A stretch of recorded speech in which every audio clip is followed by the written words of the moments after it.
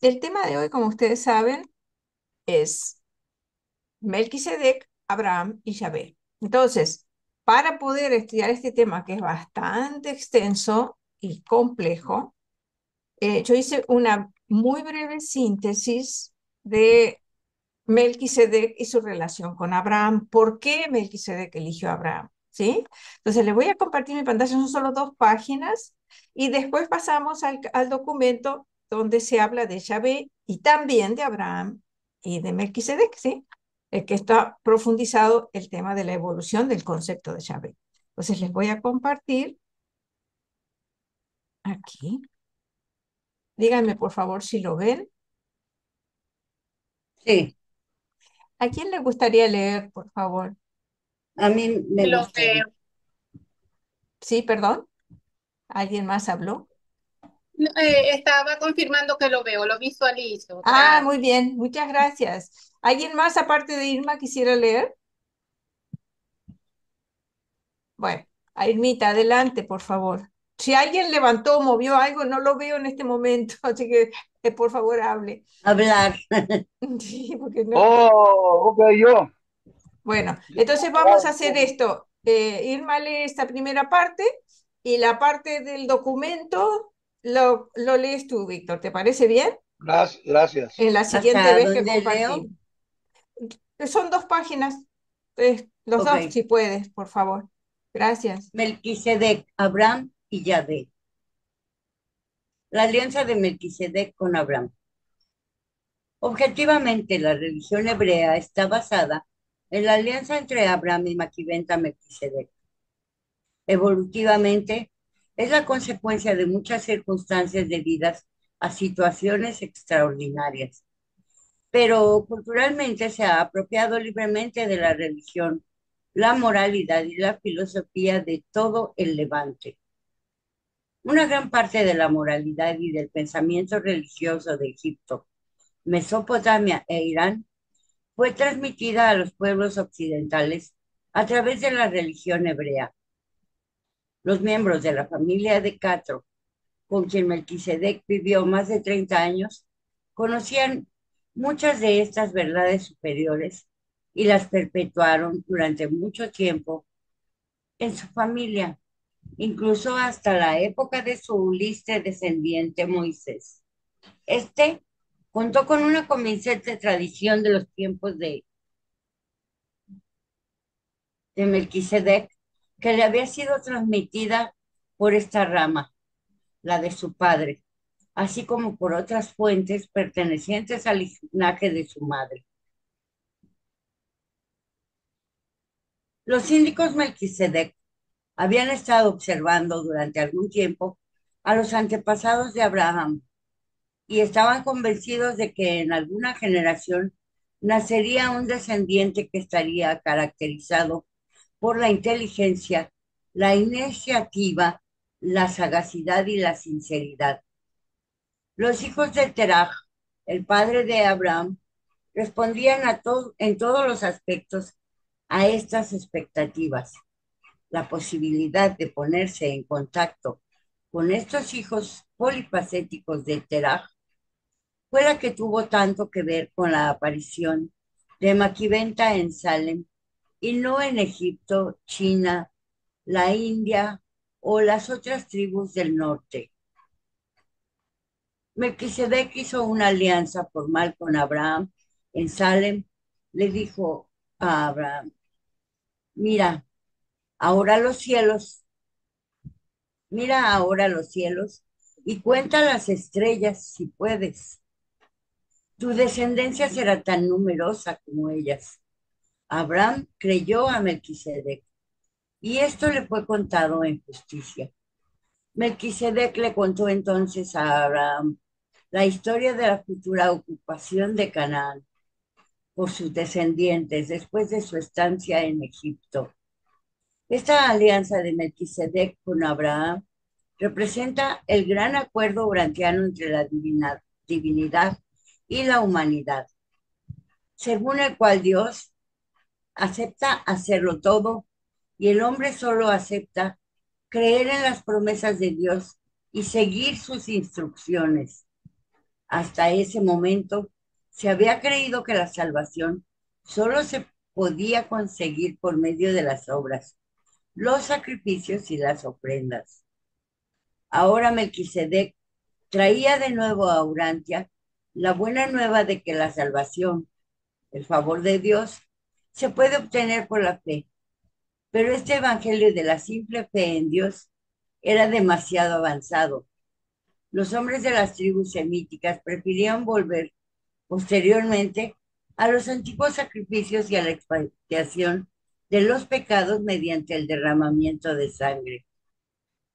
No mucho tiempo después del establecimiento de esta alianza, fue cuando Isaac, el hijo de Abraham, de acuerdo con la promesa de Melquisedec, después del nacimiento de Isaac, Abraham adoptó una actitud muy seria hacia su alianza con Melquisedec y se desplazó hasta Salem para consignarla por escrito.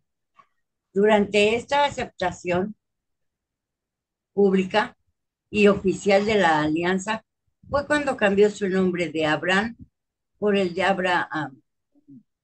A consecuencia de esta renuncia pública y real a sus ambiciones personales en favor de los planes más amplios de Melquisedec, los tres seres celestiales se aparecieron a Abraham en las llanuras de Mamre. Esta aparición fue una realidad, a pesar de haberse asociado posteriormente en las narraciones inventadas relacionadas con la destrucción natural de Sodoma y Gomorra. Estas leyendas de los acontecimientos de aquellos tiempos indican lo retrasadas que estaban la moral y la ética en una época tan relativamente reciente. La generación siguiente tuvo dificultades para comprender la historia de Melquisedec. En menos de 500 años, muchos consideraron todo el relato como un mito. Isaac conservó bastante bien las enseñanzas de su padre y fomentó el evangelio de la colonia de Salem, pero a Jacob le resultó más difícil captar el significado de estas tradiciones. José creía firmemente en Melquisedec y debido principalmente a esto, sus hermanos lo consideraban como un soñador. Los honores que le concedieron a José en Egipto se debieron principalmente a la memoria de su bisabuelo Abraham. A José le ofrecieron el mando militar de los ejércitos egipcios, pero como era un creyente tan firme de la religión, de las tradiciones de Melquisedec y en las enseñanzas posteriores de Abraham e Isaac, eligió servir como administrador civil, creyendo que así podría trabajar mejor por el progreso del reino de los cielos. La enseñanza de Melquisedec fue plena y completa, pero los anales de estos tiempos parecieron imposibles y fantásticos a los sacerdotes hebreos posteriores. Aunque muchos de ellos comprendieron en parte estas memorias, al menos hasta la época en que los documentos del Antiguo Testamento fueron redactados en masa en Babilonia. Gracias, hermanita. Ah, no, perdón, sigue. Pensé que había terminado. Un segundo. Listo, perdón, disculpa, cuando gustes. ¿Yo? No, ¿Sí? Irmita termina Ah, y la ok. segunda parte sí la lees tú, Víctor. Oh, Gracias, oh, disculpa. disculpe, gracias, gracias. No, disculpa tú. Eh,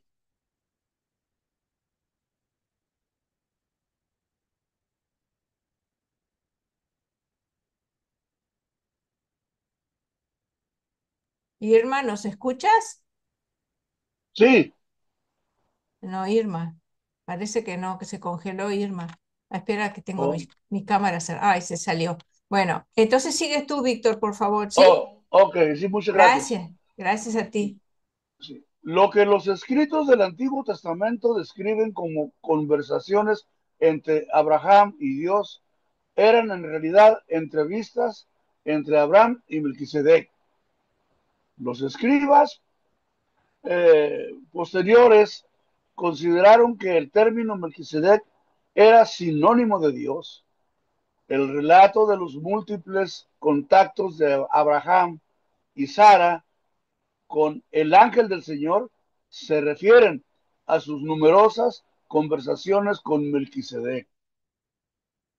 Las narraciones hebreas sobre Isaac, Jacob y José son mucho más fiables que las que refieren a Abraham, aunque también contienen muchas desviaciones de los hechos. Unas alteraciones que los sacerdotes hebreos hicieron tanto intencionalmente como sin intención en la época de la complicación de estas historias durante la cautividad en Babilonia. Ketura no fue una esposa de Abraham, fue simplemente una concubina como Agar. Todas las propiedades de Abraham fueron heredadas por Isaac, el hijo de Sara, la esposa legal. Abraham era tan viejo como lo indican los relatos y su esposa era mucho más joven. Sus edades fueron cambiadas deliberadamente a fin de asegurar el supuesto nacimiento milagroso posterior de Isaac. El ego nacional de los judíos estaba enormemente deprimido debido a la cautividad en Babilonia. En su reacción contra su inferioridad nacional, oscilaron hacia el otro extremo del egotismo nacional y racial, desvirtuando y desnaturalizando sus tradiciones con el objeto de elevarse por encima de todas las razas como pueblo elegido de Dios. Por lo tanto, corrigieron cuidadosamente todos sus documentos para elevar a Abraham a sus otros jefes nacionales por muy encima de todas las demás personas, sin exceptuar el mismo Melquisedec. Los escribas hebreos destruyeron pues todos los archivos que pudieron encontrar sobre aquellos tiempos trascendentales, conservando únicamente el relato del encuentro que Abraham con Melquisedec después de la batalla de Sidim, que según ellos hacía recaer un gran honor sobre Abraham. Y así, el perder de vista a Melquisedec, también perdieron de vista la enseñanza de este hijo de emergencia en lo que se refiere a la misión espiritual del hijo donador prometido. Perdieron de vista la naturaleza de esta misión de una manera tan plena y completa que muy pocos de sus descendientes pudieron o quisieron reconocer y recibir a Miguel cuando éste apareció encarnado en la tierra, tal como Melquisedec lo había predicho. Pero uno de los escritores del libro de los Hebreos comprendió la misión de Melquisedec, pues está escrito: este Melquisedec, sacerdote del Altísimo, era también un rey de paz, sin padre, ni madre, ni genealogía, sin comienzo de días, ni fin de vida, a semejanza al Hijo de Dios, permanece sacerdote, permanece sacerdote para siempre. Este escritor identificó a Melquisedec como un modelo de la donación posterior de Miguel, afirmando que Jesús era un sacerdote para siempre, a semejanza de Melquisedec. Aunque esta comparación no es del todo afortunada, es literalmente cierto que Cristo recibió el título provisional de Urantia a petición de los 12 síndicos Melquisedecs de servicio en la época de su donación en este mundo. Gracias, Víctor. Antes de empezar, vamos a conversar un poquito sobre esto que nos acaban de leer Irma y Víctor, y después pasamos a la lectura sobre el Yahvé, el origen de todas las creencias. Pero yo quisiera eh, proponerles un tema de reflexión y hacerles una pregunta. Eh, Nos dice el revelador que los síndicos Melquisedec observaron a los antepasados de Abraham, esperando, dice aquí, habían estado observando durante algún tiempo a los antepasados de Abraham y estaban convencidos de que en alguna generación nacería un descendiente que estaría caracterizado por la inteligencia, la iniciativa, la sagacidad y la sinceridad. Y en otra parte dice que 3000 años antes de Jesús, los síndicos Melquisedec observaron que la verdad sobre el Dios único estaba desapareciendo. Entonces, esto es lo que les quiero preguntar. Eh, Evidentemente estaban los reveladores, voy a detener acá, los reveladores estaban esperando que apareciera un individuo con esas características que eran necesarias para que Melquisedec pudiera dejar a una persona en la tierra, un ser humano, que hiciera la tarea que Melquisedec, de propagar las enseñanzas que Melquisedec iba a traer. Entonces, eh, lo que les quiero preguntar, o mejor dicho, plantear como tema de reflexión, es que evidentemente el, se requieren unas ciertas características genéticas hereditarias para ciertas capacidades, ¿no? Más allá de la capacidad de receptividad espiritual que todo eso indica. Entonces me gustaría saber qué piensan ustedes de este punto de la parte física y de capacidad de receptividad espiritual y de capacidad de desarrollo de los dones espirituales que podríamos recibir. Adelante, Víctor, por favor. Oh, ¿la lectura? Sí, perdón, gracias. Sí. No, yo nomás quería hacer una observación de todo el aprendizaje que yo tengo de atrás.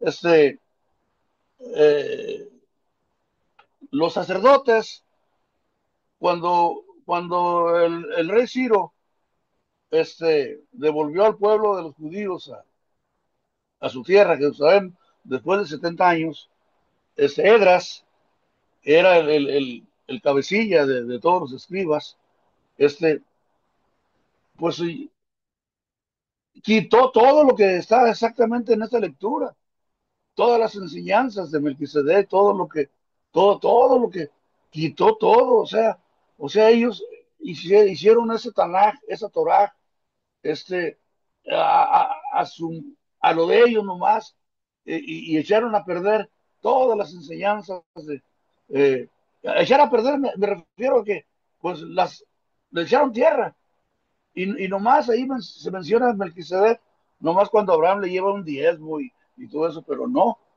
en realidad no fue así. Fue así como aquí está escrito aquí en la lectura.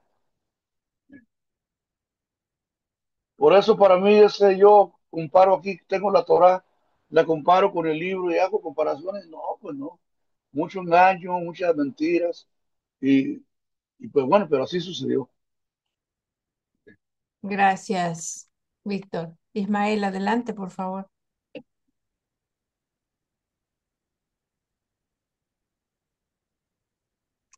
Estás en mudo, Ismael. Perdón, ¿me escuchan? Sí, ahora sí. Ah, ok, gracias. Un momentillo, que me voy a mover a otro sitio. A ver. Jenny, mientras tanto, ¿podrías repetir la pregunta, por favor? Bueno, evidentemente la pregunta es, o mejor dicho, el tema de reflexión no es tanto una pregunta, es, los síndicos Melquisedec estuvieron observando a los antepasados de Abraham. Entonces, hay ahí una selección. Hay otra selección que se hizo 2000 años después, cuando se seleccionó a los padres de Jesús. Pero aquí hay una selección también para encontrar un individuo con ciertas características. Eso a mí me dice muchísimo sobre cómo trabajan los seres divinos. Y eso es lo que les quería plantear, porque acá nos hablan en qué capacidades debían tener. Fíjese, dice, en alguna generación nacería un descendiente que estaría caracterizado por la inteligencia, la iniciativa, la sagacidad y la sinceridad. La sinceridad, ¿en qué sentido? No una sinceridad de decir lo que se le venga a la cabeza, obviamente. Es una sinceridad en su fe, en su búsqueda de Dios, en su relación con Dios, etc. Ese es el tema de conversación. Ismael, ¿puedes hablar? Sí, ahora sí. Adelante, por favor. Pues yo creo que estas características las cumplió finalmente tres personajes, que fueron Abraham, Moisés, José de Egipto y quizás Akenatón. Pero yo sinceramente que de los cuatro que he mencionado, quien más cumplió esas características fue Moisés.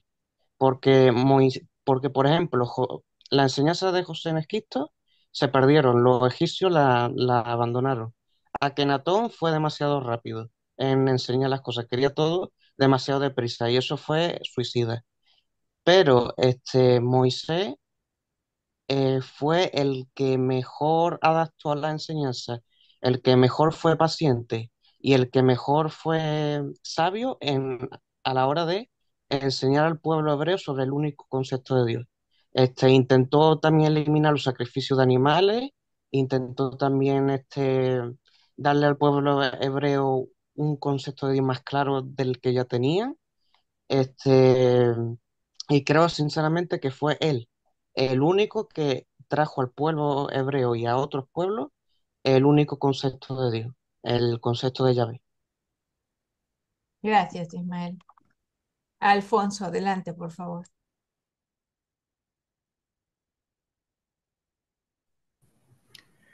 Ah, sí, gracias. Pues eso nos dice en la seriedad que se toman los seres divinos para transmitir o escoger a las personas que son capacitadas, ¿verdad? Su pedigrí, o podría decir yo, ¿verdad? O sea, quiere decir mucho qué características que tiene ese personaje para cumplir lo que se quiere llevar adelante, ¿no? Y tú mencionas la sinceridad, o sea, es algo que él haría, ¿verdad? Con con el fervor que se necesitara y la seriedad que se necesitaba para llevar adelante el mensaje. Digo que ah, por eso todos nosotros deberíamos de sentirnos afortunados y de una manera bendecidos porque se nos da la oportunidad de estar recibiendo estas revelaciones, ¿verdad? Y digo am, que nos toman en consideración, nos toman en serio, que ven en nosotros el deseo de llevar adelante este mensaje, ¿verdad? Yo digo que eso es lo que yo admiro de ellos, que se toman el tiempo y la seriedad para escoger quién va a llevar eso adelante. Gracias. Gracias, Alfonso. Ya te paso la palabra, Adrián. Déjeme saludar a Rosy, a Frida, Diego, Juan Manuel, Angélica y María. Boa tarde, María, bienvenida. Hola, Juan Manuel. Hola a todos. Bienvenidos Hola, todos. buenas tardes a todos. Buenas tardes. Bienvenida, Angélica. Ahora sí, Adrián, adelante, por favor. Sí, hola, buenas tardes a todos, buenas tardes a todas. Un gusto volver a estar acá con ustedes. Eh, sí, creo que hay dos cositas con respecto a Abraham, en cuanto al linaje de Abraham, ¿no? Y a cómo actúan los seres celestiales. Eh, Hay una parte de la revelación, no recuerdo bien el documento, bueno, no soy bueno con eso, ¿no? Pero creo que es en el documento que habla de las razas, ¿no? De las razas blancas, donde habla de las cepas. presentes en la ascendencia de Abraham. La ascendencia de Abraham tenía cepas de tres linajes distintos. Dos linajes anditas, o sea, de los anditas que migraron hacia el norte. Después tenía cepas de los anditas que derivaron en las razas azules. Y después tenía las mejores cepas andonitas.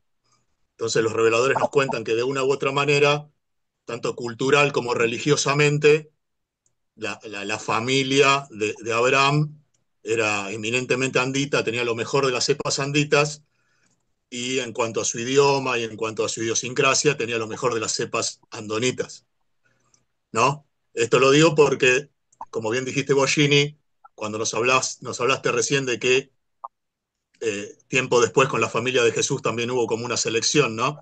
Y los reveladores también nos hablan de que cuando fue esa selección de la familia de Jesús, entre otros factores, también prestaron mucha atención y nos lo cuentan, ¿no? Nos especifican las cepas que tenía el linaje tanto de José como de María, ¿no? Que nos hablan de sirios, de fenicios, de hititas, de un montón de mezclas beneficiosas. Y bueno, en el caso de Abraham, ahí escondido en un documento, también nos lo cuentan. O sea que yo creo que tienen claramente en cuenta los seres celestiales cuando hacen esta especie de selección, qué tipo de cepas biológicas o genéticas tienen tienen las familias a seleccionar, ¿no? Porque nos lo especifican en el caso de Abraham y casi literalmente y calcadamente después nos lo especifican con la familia de Jesús, ¿no? Nos cuentan qué cepas biológicas tenían cada uno. Entonces sí, o sea, la respuesta que se me ocurre a la pregunta que hiciste vos es esa, ¿no?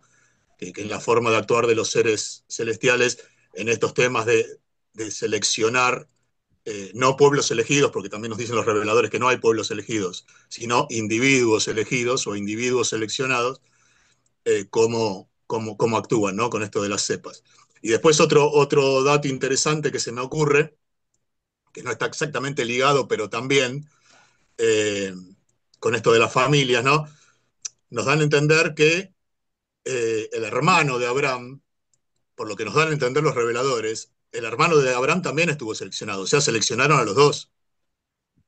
Y nos dan a entender que el hermano de Abraham no una, sino dos veces, después si se lee la historia, ¿no? De Abraham, inclusive la que está en la revelación, ¿no? No hace falta leer la bíblica, pero digo, como Nacor o Nahor, según como lo traduzcan, como se niega dos veces a aceptar ese llamado de Dios, digamos, para que Abraham y su familia salgan de su lugar de origen eh, y vayan hacia Canaán, ¿no?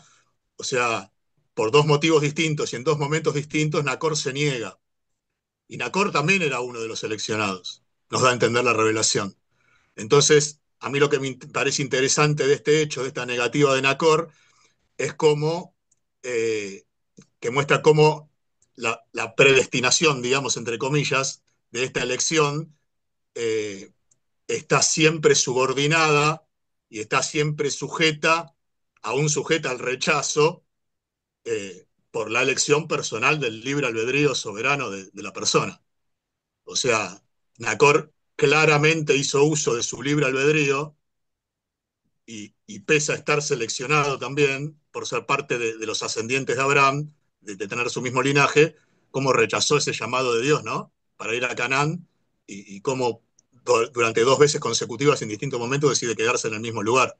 Y también por su libre albedrío, como Abraham y su familia aceptaron. O sea, no era una cosa, Abraham no fue una herramienta ciega de alguna voluntad de Dios de que yo te elijo y bueno, desplazate y andá de acá para allá.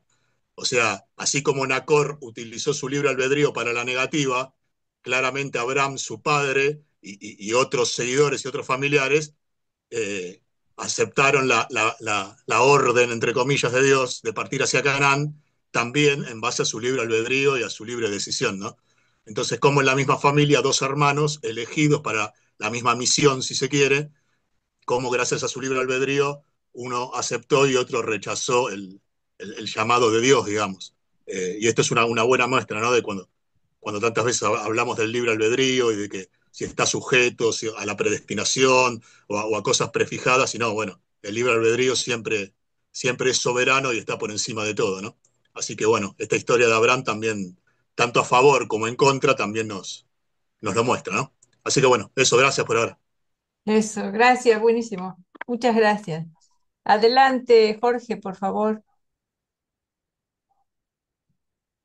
Cortito nada más, agregar algo, un detalle importante. Fíjense que dice que el Consejo Melquisedec ya hacía tiempo que estaba observando que la idea de Dios se estaba perdiendo, pero aunque ellos detectaban el problema, actuaron solamente cuando estuvieron seguros de que entre los humanos había quienes puedan llevar adelante esa idea de que no se pierda ni Dios ni su mensaje. O sea, de la misma manera que los ángeles y todas las órdenes nos ayudan, no hay ninguna intervención que no esté basada en el impulso a la capacidad humana existente de poder generar ese cambio que ellos ven desde su sabiduría que es necesario. Y si lo aplicamos a todas y cada una de las revelaciones que hubo, sin contar la fallida de Caligastia, podemos ver que es una fórmula que se repite. O sea, ellos desde su perfección podrían hacer un montón de cosas, pero como la clave es la evolución, es como quien enseña a andar en bicicleta. Ellos están para enseñarnos, para guiarnos, en darnos el empujoncito, sabiendo que nos vamos a caer un par de veces, pero que finalmente esa persona que eligen va a hacer que muchos, tomando el ejemplo, terminen andando en bicicleta como pasó posteriormente y andando mucho mejor después de la venida de Jesús. Gracias, Jorge. Víctor, adelante, por Sí, favor. sí, gracias. Eh, Mire, yo no tengo muy claro de los nómadas semitas. Yo lo que sé es que son de la antigüedad, ¿verdad? Pero no tengo claro desde cuando llegaron a perdón, a Egipto, porque los judíos y los hebreos, todavía esos nombres no eran, eran semitas, los que fueron contratados por Egipto como trabajadores, que después se convirtieron en esclavos. Bueno, entonces, y ahí ya después ya nació el concepto de hebreos, pero esto de semitas. Pero luego, la Torá, el Tanaj, aquí enseña que la mamá era hebrea, la mamá de Moisés, la mamá, y no, es al contrario. La mamá era de cepa de Egipto, era Claro. egipcia, la mamá. El papá era semita, el papá sí era semita, el papá, que todavía no era hebreo ni judío, era semita el papá. Pero la mamá sí era de la cepa de egipcia, de Moisés. Eso está. O sea que aquí, Edras, aquí lo pusieron al revés, ¿verdad? Bueno, pero con ventaja. Ahora, eh, el Aarón, el hermano de Moisés, enseña también la Torá que Aarón habló por Moisés, porque Moisés era tartamudo, entonces no se expresaba bien delante del faraón, pero eso yo no lo he, todavía no sé si venga en el libro azul o eso, son otras mentiras de Edras y los escribas, ¿verdad? Pues sí, porque Aarón era el portavoz, porque Moisés era tartamudo. Oh, bueno.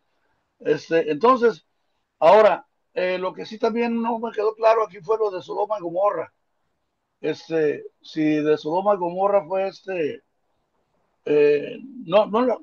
no es que no lo haya entendido, es que necesito volverlo a leer, pero si fue mito o fue realidad, así como lo acabé Está en de el leer ahorita. libro, Víctor, lo de Sí, Sodoma y ¿verdad? Gomorra. O, Lo de la existió, ¿verdad? estatua de sal y la destrucción Ah, Es todo cuento. Fue una destrucción ah, natural. No Sí, existió todo ese cuento de la no, estatua de no, sal no, y la mujer de Lot y todo. es lo Oh, que le digo, y por eso yo eso lo no fue llevo castigo de paralelo. Dios tampoco. No, no, es lo que le digo Fue que yo castigo de Yahvé. lo llevo paralelo con la No. Torá, con la Torá, con el Tanaj, porque, Mm. pues, o sea, el engaño de que hicieron esta persona. Bueno, hasta ahí, ¿verdad? La palabra levante significa reunión, ¿no? O, o un concepto de que todos tienen la misma idea, ¿no? Levante, Sí, así como lo leí ahorita. El no lo sé. Levante, me parece que es una región a donde vivían, o sea, donde que se fue poblando al este o al este, creo, de Salem. Lo que es el Levante, donde vivía el cuate este, donde llegó Melquisedec. Es una Oh, zona que oh, está hacia el ok, oriente, hacia la oh, India y eso. ok, entonces eso es un pueblo, por decirlo. Es una zona, no es un pueblo. Oh, bueno, bueno, no Como por decir, puede pues. ser varios pueblos, pero Oh, es una zona. ok, bueno, pues hasta ahí ahorita y gracias, gracias. Gracias, Víctor. Jordi, adelante, por favor. Sí, según tengo entendido, Melquisedec, Maquidenta Melquisedec, aparte de Abraham, tenía discípulos y apóstoles, seguidores de las enseñanzas de Melquisedec. Y esos seguidores, cuando desapareció Melquisedec, se fueron hacia al oriente y muchas de las religiones que hoy en día están en Oriente son producto de las enseñanzas de estos seguidores de Melquisedec. Eso lo tengo entendido. Y otra cuestión, esto es una pregunta mía. ¿Qué hay del tema del sacrificio que Abraham quiso hacer a Isaac, o sea, matarlo, para dar gracias a Dios? Si hay algo de esto, ¿cierto? Y claro, el ángel que evitó que no lo matara, en realidad fue Melquisedec, o es también una fantasía del Antiguo Testamento. Sí, también. Ya está, nada más. ¿Sabéis algo de esto? No, papá no manda a matar a nadie. Creo que lo menciona, no, es una creencia. Creo que lo menciona, lo voy a buscar, Jordi, y lo pongo en el chat si lo encuentro. ¿Sí? Creo que hay una mención, pero no aclara si fue verdad o si es la creencia y está No, no, citando la creencia. en el Voy a ver si Antiguo hay Testamento algo. está, Sí, Sí, sí, dudo sí. que se haya pero el sido libro de así. Durancia no sé lo que dice. No, Ahora te creo lo que no, busco. no No sé dice eso. si dice algo de ello. Bueno, sí está escrito en la Torá que iba a sacrificar a su hijo. Sí, sí está escrito. Pero que ya Pero cuando llegó la el Torah poquillo, es la hermana de la Biblia, tiene muchas historias de los sacerdotes de aquel tiempo. sí, por eso la Torá es el Es Antiguo que Testamento, es el Tanaj. en aquella época había una costumbre que era que el primogénito lo sacrificaban. Sí, ¿Eh? Sacrificaban sí. a todos los primogénitos. ¿Me Y permitís un segundo, realmente Ginny? Claro. se Sí, a ver, perdería mucha, mucha, mucho avance. ¿Eh? Claro, matar al ponla esa primogénito. ahí, o sea, Adrián, Bueno, por Eh, nada favor. más. creo que es eh, ahí no sé si lo pusiste en el chat, me parece. Sí, O está en sea, el hay, chat. hay un momento en que Abraham eh, tiene mucho contacto con las regiones de los filisteos y toda esa zona, ¿no? De paganos, y, y dice que se deja influenciar por ciertas corrientes religiosas de esa zona. Y en esa zona era muy común el sacrificio de los primogénitos. Entonces, creo que si la misma revelación nos hace notar que Abraham de una u otra manera en algún momento de su vida se dejó influenciar por ciertas creencias paganas y nos dice que estas creencias paganas tenían que ver con el sacrificio de los primogénitos, entonces muy probablemente hay alguna especie de realidad histórica en esto de lo que hizo Abraham con Isaac, ¿no? Que no está especificado en la revelación si fue verdaderamente un intento de sacrificio o no, como lo está en la Biblia, pero digamos que la revelación, los reveladores nos dan a entender como que Abraham en algún momento se contaminó de ciertas ideas paganas y que estas ideas paganas tenían que ver con el sacrificio de los primogénitos. Entonces, Sí. quizás, muy probablemente, en algún momento de su vida, Abraham tuvo alguna idea vinculada con eso, que no sé si la llegó a intentar llevar a cabo o no, porque eso la revelación no nos lo dice. Ujú. Pero sí nos da a entender como que sí se vio contaminado en algún momento por estas ideas paganas de los pueblos ahí, de los pueblos de Canaán, de la zona del Mediterráneo, ¿no? Entonces, muy probablemente algo de eso sucedió y bueno, después los escribas que hicieron la versión final de la Biblia, lo tradujeron como un intento verdaderamente de sacrificio que evidentemente históricamente no podemos saber si objetivamente pasó o no. Pero los reveladores sí nos dan a entender como que Abraham se contaminó con ciertas ideas vinculadas con eso del sacrificio. Entonces quizás algo hubo, pero no son más específicos que eso. Bueno, pero sí está escrito en la Torá que él iba a sacrificar, que Yahvé le pidió el sacrificio de su hijo. Y Sí, que ya bueno, cuando en le la iba, Torá hay, ya, en la Torá hay escrita muchas cosas, ajá, pero por bueno, Que eso. no Pero existen. sí, Sí, entonces, es una cuestión de discernimiento a ver qué sí, podemos discernir o pero no de lo que dice la aunque, Torá de acuerdo aunque, a lo que nos dice la revelación. pero aunque sean mentiras, pero está escrito sí. que cuando ya le iba con el cuchillo que se le apareció un cordero y ya agarró el cordero y ya hizo el sacrificio. Pero ya sabemos que pues, si el libro azul no nos dice eso, pues entonces no es válido. Gracias, Adrián. Gracias, Víctor. Ahora, Alfonso, querías decir algo, ¿verdad?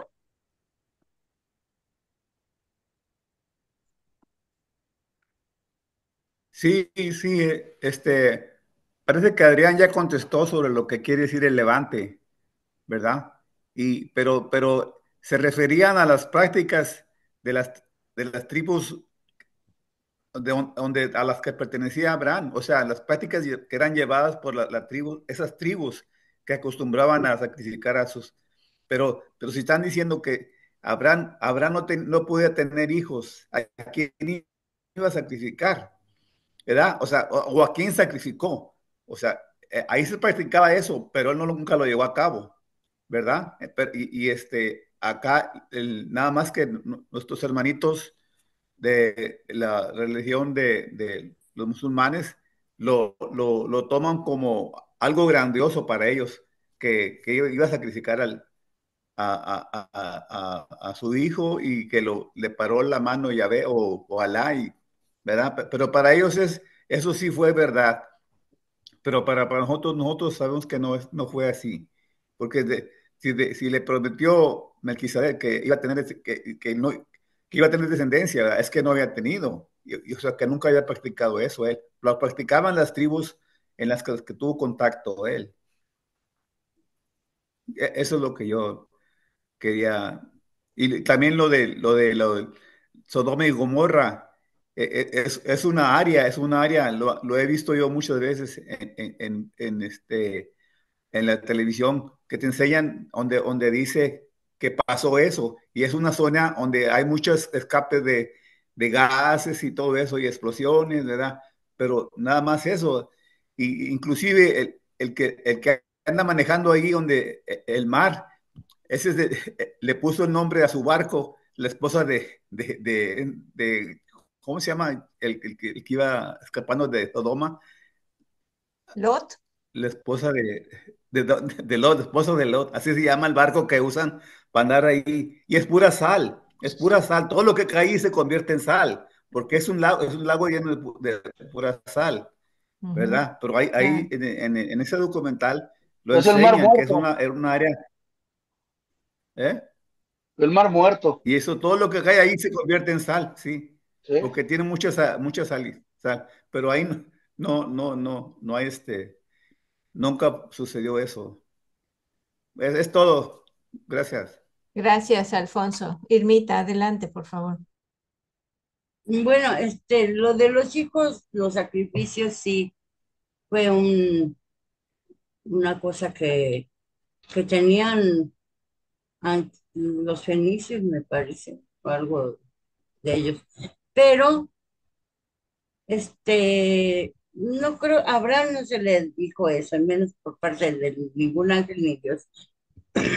Lo que yo pienso que Abraham fue interceptado por Melquisedec como por su ascendencia.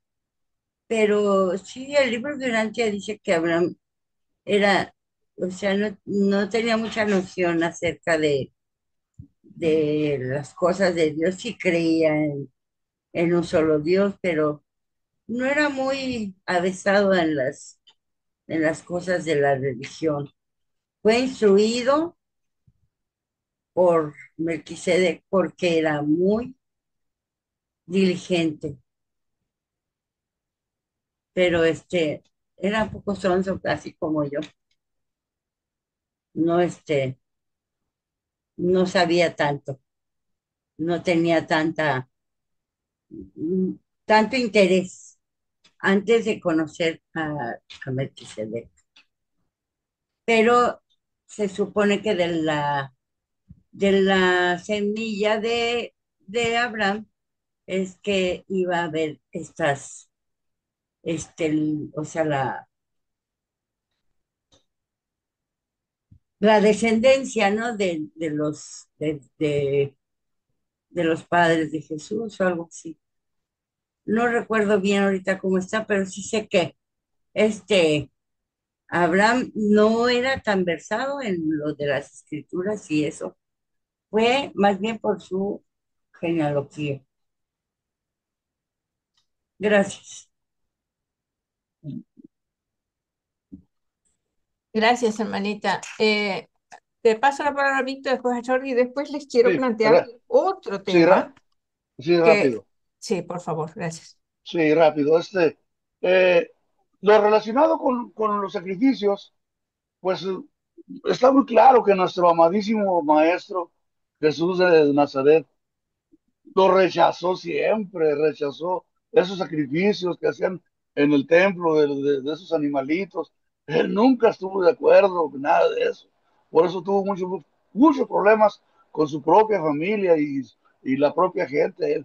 Así, los sacrificios, así que no, eso no Pero viene del hermano Padre. Víctor, los ¿Mande? sacrificios que hacían cuando Abraham era a los Sí, primogénitos. no, pues eso estamos peor. Hablando de animales es otra cosa, pero hablando No, de niños, que eran los que sacrificaban no, correcto, allá. Irmita, correcto, pero es sacrificio. Si el maestro nunca estuvo de acuerdo con un animalito, entonces, ¿cómo iba a estar de acuerdo con un niño? No. Claro, obviamente que no. Jordi, adelante, por favor. Sí, también tengo entendido que Abraham tenía familia en Egipto, porque en el libro de Urantia pone que fue a Egipto a ver al faraón y fue recibido por el faraón como un familiar o como algo, o como alguna especie de parentesco. Ahí dejo esto, si sabéis algo.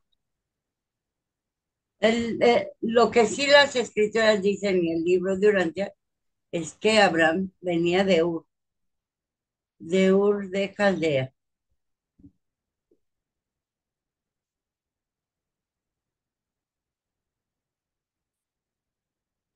No, no, pero dice que fue de visita a Egipto. Que no sé.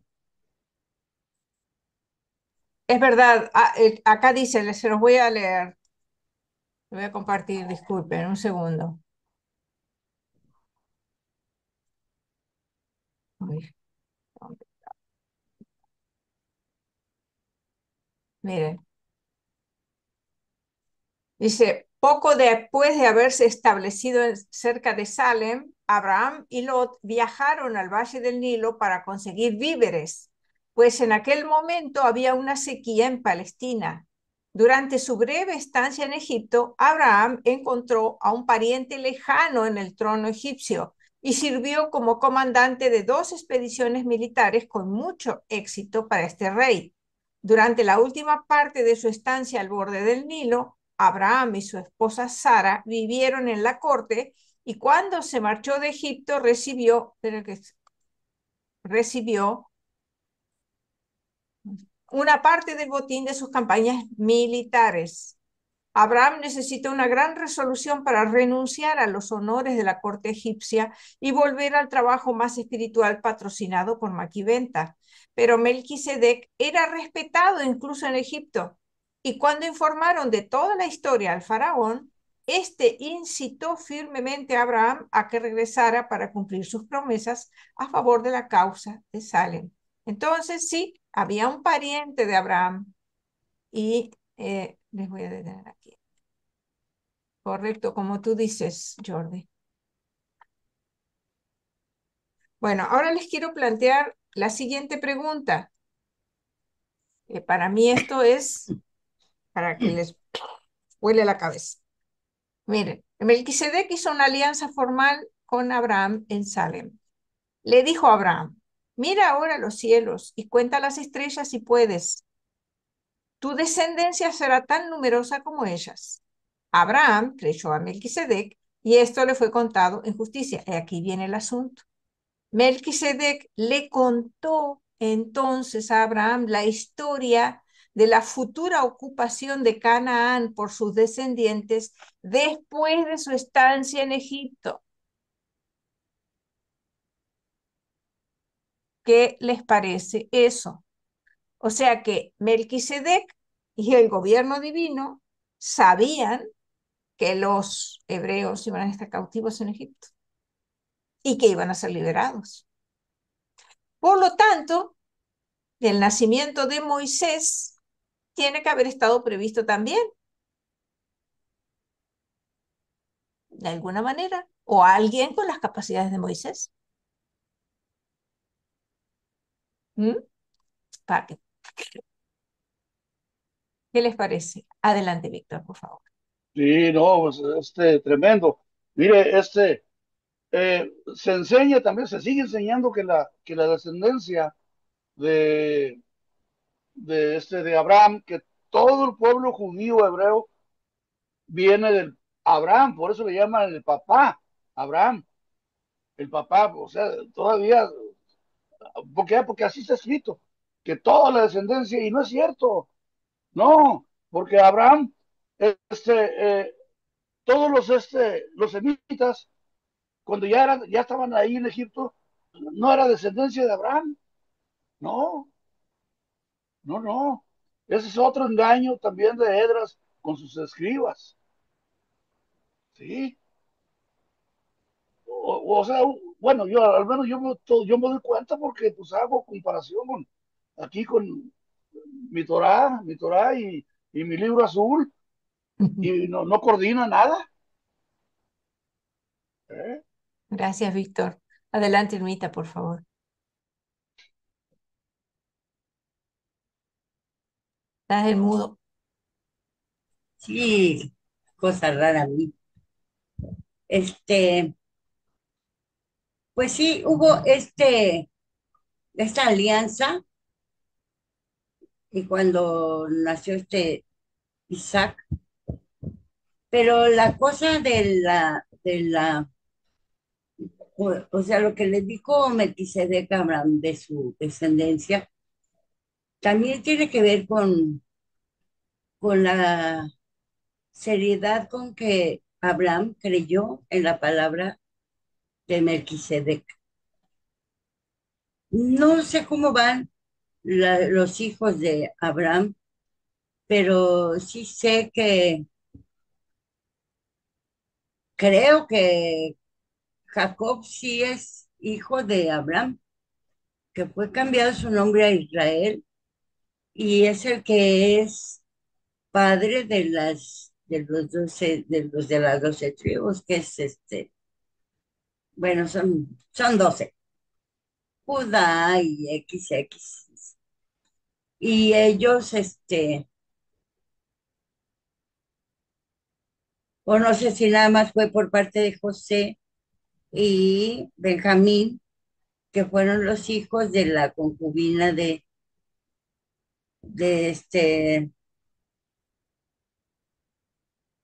de Jacob, y que fue quien llegó a José y Benjamín, sí, que llegó a ser, eh, a ocupar el cargo, la mitad del reino podía mandar José sobre el reino de Egipto, que fue cuando recibieron, según la Biblia,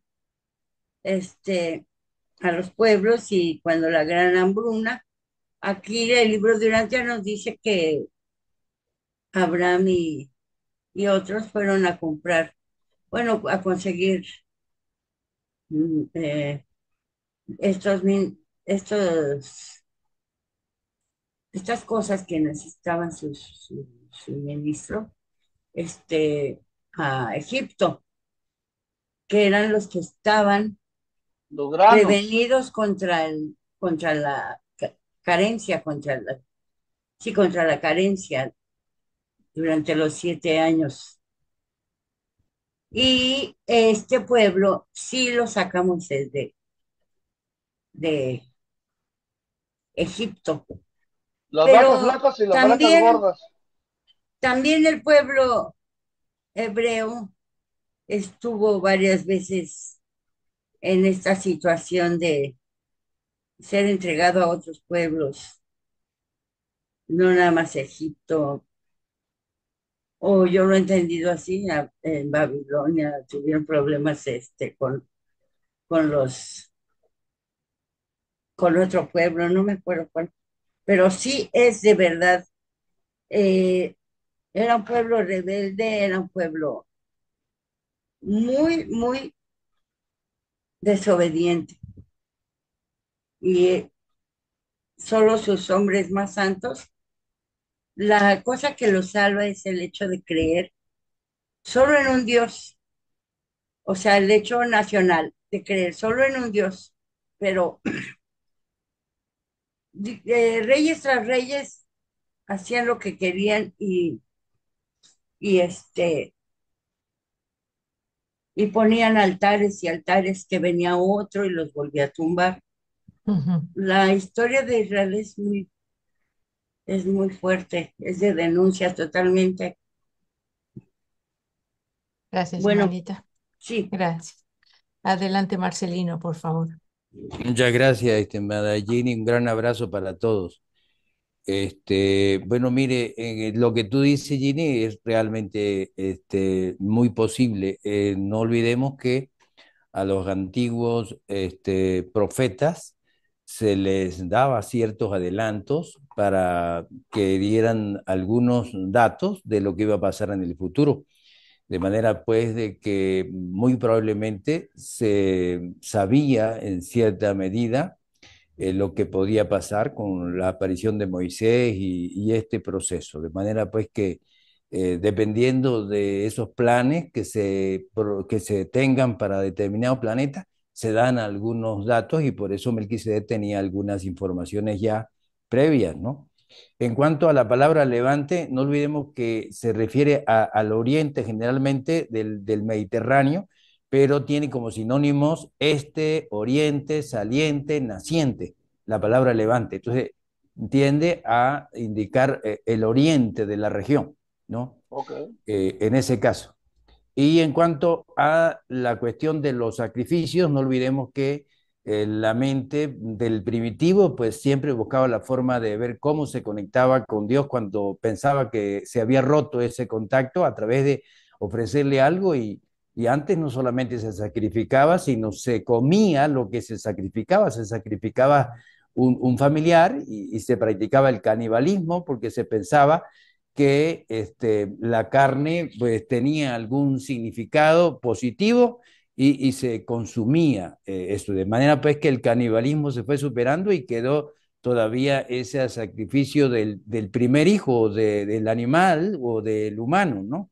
Y dice en el documento 93, con respecto a lo de Abraham, de la página 1023, dice, pero Abraham no se volvió, no se vio detenido mucho tiempo en su misión como sucesor de Melquisedec. Pronto convirtió a muchos entre los filistinos y el pueblo de Abimelech, firmó tratados con ellos, a su vez se contaminó de muchas de sus supersticiones, particularmente de su práctica de sacrificar a los primogénitos, se contaminó.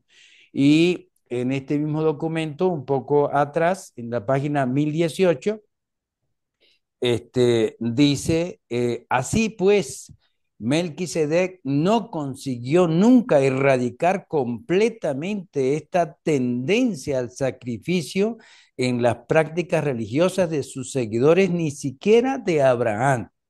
Y en el documento anterior, 89, página 981, se comenta que eso era algo natural, no era algo, puede ser espantoso para nosotros, pero era algo natural. Dice en la página 981, el espectáculo de Abraham obligado a sacrificar a su hijo Isaac, aunque resulte espantoso para la susceptibilidad civilizada, no era una idea nueva ni extraña para los seres humanos de aquellos días. De manera pues que era algo como natural para ellos y hasta probablemente positivo. Y por supuesto, los reveladores no dan detalle, pero dan a entender que no fue sacrificado Isaac, probablemente por algún tipo de comprensión de Abraham, nada que ver con la oveja que estaba allí o la voz que oyó.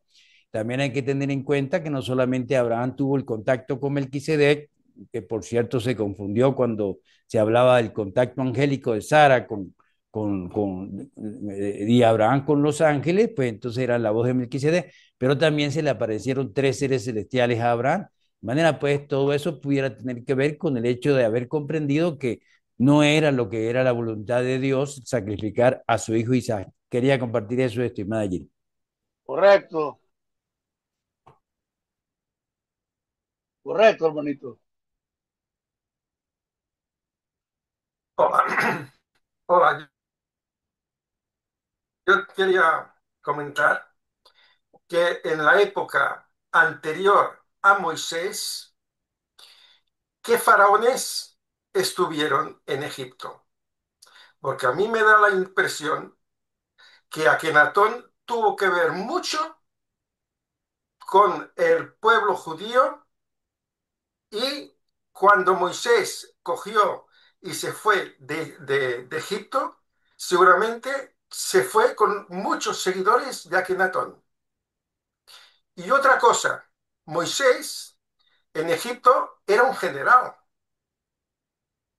era de la familia del faraón, y los de la familia del faraón tenían cargos militares, o sea que era un general y que defendía a Egipto, ¿eh? Por lo tanto, igual la huida de Egipto no fue una huida, fue una huida voluntaria del faraón para que Moisés fundara una colonia de protección para las invasiones de fuera de Egipto. Porque hay otro dato, Israel, coño con el nombrecito, Israel. Mira, ¿por dónde son los dioses de Egipto? Isis, Ra y Elohim, los dioses de Egipto. ¿Eh? ¿No os habíais dado cuenta el nombre de Israel dónde viene? Isis, Ra Sí, y Elohim. sí. De ahí nació, sí. Sí, porque el ¿Eh? papá Por lo tanto, defendía el pueblo del papá, Moisés. El papá de los, era semita. Él por eso lo defendió en ese pueblo. Y de ahí nace ese nombre que está usted diciendo, bueno, Israel. ¿qué pensáis vosotros mismos? Mm. Bueno, gracias, Jordi. Adelante, Ismael, por favor.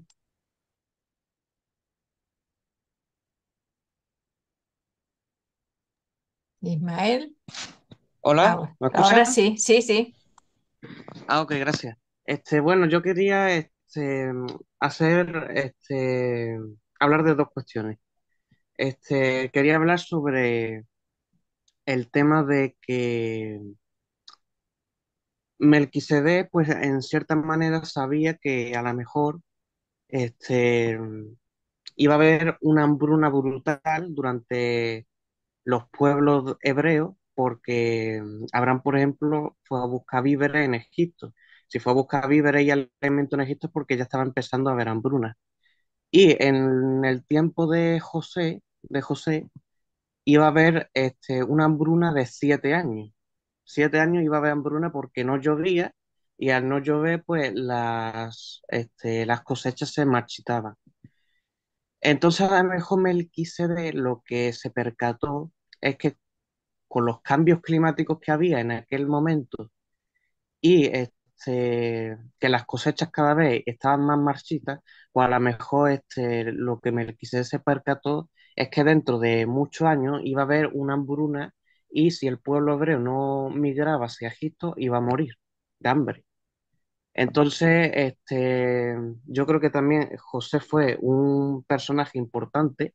En Egipto se llamaba, bueno, el faraón lo llamó así, no sé si sea verdad tal como sucedió así, pero el faraón lo llamaba Safenaz-Panea, que era el gobernante de Egipto. El faraón lo convirtió en el gobernante de Egipto porque José interpretó los sueños del faraón. El faraón estaba buscando a los sacerdotes que pudieran interpretar sus sueños y encontró que lo interpretó sus sueños. Si eso realmente pasó, lo de los sueños del faraón, a lo mejor fue una revelación del ajustador que estaba revelando al faraón lo que iba a pasar en Egipto.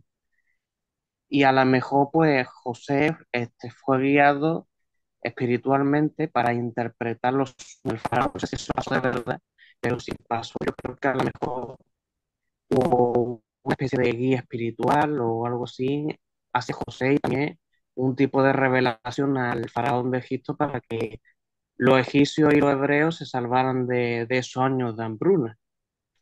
Entonces, José salvó a Egipto y a los pueblos hebreos de esos años de hambruna. Y yo creo que también, pues, José fue un personaje importante que los seres divinos y espirituales estaban guiando. Porque si no hubiera sido por él, pues probablemente todo Egipto hubiera muerto de hambre y también los hebreos hubieran muerto de hambre. También me gustaría preguntar una cuestión, y es que es verdad eso de que Moisés fue adoptado por la princesa de Egipto, es decir, la hija del faraón, y que Moisés vivió como un príncipe de Egipto y que fue hermano de Ramsés y todas esas cosas. Gracias. La mamá era egipcia, no era hebrea. Sí, por eso, El porque dice, La dice, mamá dice, pertenecía a la familia real de Egipto. de la, Su de la padre era un cepa, sí, oficial de enlace semita entre el gobierno de y los los semí. beduinos. O Correcto, sea que correcto. no, lo de que Mm, el bebé que iba flotando en la canasta, eso todo es cuento. falso, No sucedió. falso. ok. Entonces, y también la historia de que el faraón mandó a matar a todos los niños hebreos también, ¿no? Eso también es cuento. Eso es parte de las 7 plagas, Ah, vale. ¿verdad? Sí, no, eso es invento. No, no, Adrián, no, las 7 plagas no, esto fue antes de sí, antes de que naciera Moisés. O sea, antes de que naciera Moisés, el faraón mandó a Lo matar que a le todos los llaman niños la hebreos, matanza de Raquel.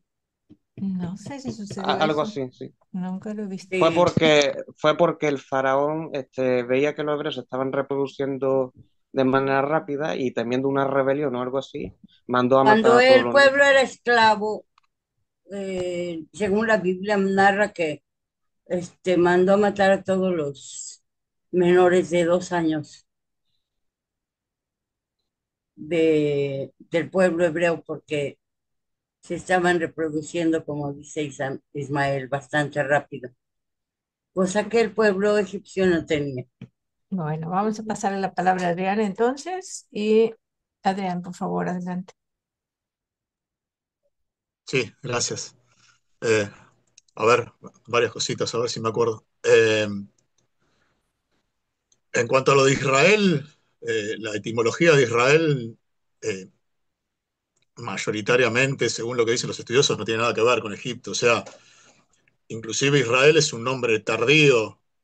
O sea, si tuviera algo que ver con Egipto sería un anacronismo histórico, porque el nombre de Israel lo ponen los sacerdotes en la época del exilio babilónico. O sea, eran conocidos como hebreos o como otras denominaciones, no se conocían como pueblo de Israel antes.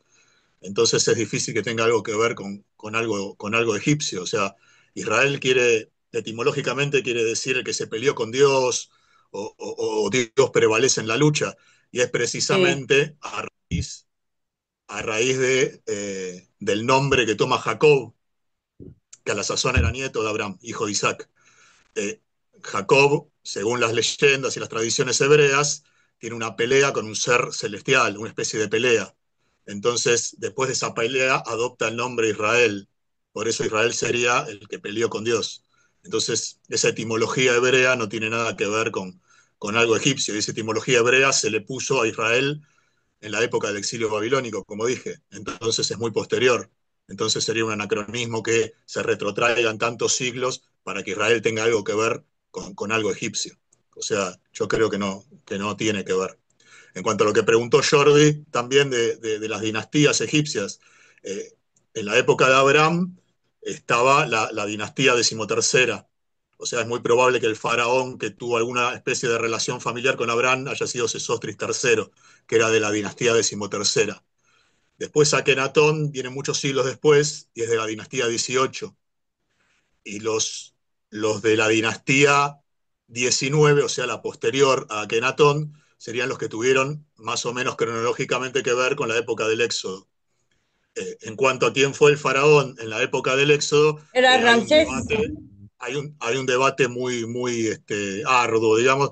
Inclusive en una época discutí el tema con Gini, no sé si se acuerda, de que, de que muchos estudiosos hablan de Ramsés, pero que en realidad es muy improbable que haya sido Ramsés. Y más si tenemos en cuenta y aceptamos como válido que el faraón sale en persecución de los esclavos que se van de Egipto y aparentemente moriría en esa persecución. Y Ramsés fue un faraón gigantesco en importancia en Egipto. Entonces tendría que haber muchísimos registros históricos de si verdaderamente Ramsés hubiera muerto en una persecución a esclavos. Así que no Pero creo que eso hubo haya varios sucedido, Ramsés, ¿no? porque no creo que haya, o sea, históricamente no creo que el pueblo egipcio hubiera dejado sin venganza que asesinen a Ramsés, que fue un faraón importantísimo. Creo que los judíos no hubieran contado el cuento si verdaderamente hubieran asesinado a Ramsés. Cuando Ramsés, que es un faraón que gobernó muchísimos años, muere, se produce toda una especie de anarquía en Egipto. Y hay una especie de sucesión de distintos faraones, algunos inclusive no reconocidos oficialmente. E inclusive hay uno que está borrado de la historia. Así como se borró a Akenatón en su momento, hay un faraón que sucede a Ramsés, que los registros históricos están medio borrados. Entonces, muy probablemente sea este faraón cuyos registros están borrados, el faraón del Éxodo, ¿no? O alguno de esos que se sucedieron inmediatamente después de Ramsés, en la dinastía decimonovena. Pero como no hay registros históricos específicos del Éxodo en la historia egipcia, es muy difícil decir verdaderamente o fehacientemente quién pudo haber sido, pero tiene que haber sido de la dinastía 19, o sea, la dinastía inaugurada por el padre de Ramsés, por Seti I, y del cual Ramsés fue el faraón más significativo. Así que bueno, eso con respecto a la dinastía de los faraones. En cuanto a la pregunta específica que hizo Gini, este, sí, como bien dijo Marcelino, yo creo que claro que había un plan y que detalles de ese plan pudieron ser contados, ¿no? Como preguntó Gini, ¿no? De que se le contó a Abraham esto de lo que iba a suceder en Canaán y en Egipto. Eh, pero vemos que como que se cuentan los planes así generales, no se cuentan los procesos. Entonces, si Moisés verdaderamente fue elegido o no, puede haber sido, pero como dije antes, con Abraham y con su hermano. Tiene que ver también el tema del libre albedrío. Yo creo que Moisés también podría haberse negado a ejercer esa misión, y eso no implica que no hubiera sido otro el que la llevara a cabo. Este, yo creo que efectivamente Moisés tuvo su especie de insight o de revelación personal, que luego los hebreos lo retrataron con ese asunto de la zarza ardiente y toda esa historieta, ¿no? Eh, yo creo que es una forma simbólica de hablar del insight o de la revelación personal que Moisés tuvo en su momento, pero que de acuerdo a su libre albedrío Moisés también pudo haber rechazado y no lo hizo. Este, Así que, bueno, creo que la respuesta, Ginny, tiene que ver por ahí. Y también hay un detalle interesante con respecto a Melquisedec, ¿no? O sea, ¿por qué se pudo haber dado esta revelación a Abraham de ciertos hechos futuros? Porque en realidad, a mi entender, toda esta historia de los hebreos en Egipto y de la salida después de los hebreos en Egipto y después la persecución de su historia, es una historia de carácter evolutivo, claramente, que tiene que ver con la evolución espiritual, por un lado, o sea, con el desarrollo del monoteísmo, y tiene que ver también con una evolución cultural y eminentemente política, ¿no? El desarrollo del pueblo hebreo y de cómo cambió la configuración de todo Oriente. Eh, no nos olvidemos que nos dicen los reveladores que todo planeta en rebelión tiene en su administración, aunque no en su administración directa, pero sí involucrado, un hijo Borongadek, o sea, un altísimo observador, o sea, un altísimo que funge como observador solamente. Y es este altísimo observador, que aquí estaría desde la época de la rebelión, el que se grafica muchas veces tanto en la revelación como en la Biblia como el que rige los asuntos de los reinos de los hombres, digamos, ¿no? O sea, traducido, el que está vinculado a los asuntos políticos, históricos y culturales. Entonces, Melquisedec estaría dando un anticipo del plan de algo político, cultural, histórico, evolutivo, o sea, el devenir de la historia del pueblo hebreo, que es un ámbito donde se manejaría este Borongadek, ¿no? Este altísimo. Y no sería casualidad entonces que si nos fijamos qué concepto de Dios utilizaba Melquisedec precisamente, era el Elión. Y el Elión quiere decir el Altísimo. Y los reveladores nos dicen que ese concepto de Melquisedec, del Elión, o sea, del Altísimo, era una especie de homenaje simbólico a este altísimo observador, que era el que se encargaba de todos estos asuntos evolutivos históricos. Por eso, en cuanto a la pregunta de Ginny, no me extraña que Melquisedec haya dado un avance de este plan o de este proyecto que claramente tenía que ver con lo evolutivo, que claramente tenía que ver con el ámbito que manejaban los altísimos, cuando el mismo Melquisedec hablaba de un concepto de Dios que era una especie de homenaje o de reconocimiento simbólico a los mismos altísimos, ¿no? Creo como, según mi percepción, es como que veo que está todo muy, muy relacionado y la lógica dice que podría ir por ahí, ¿no? Así que bueno, esto, gracias por ahora. Hasta luego. Gracias, Adrián. Gracias. Víctor, adelante, por favor.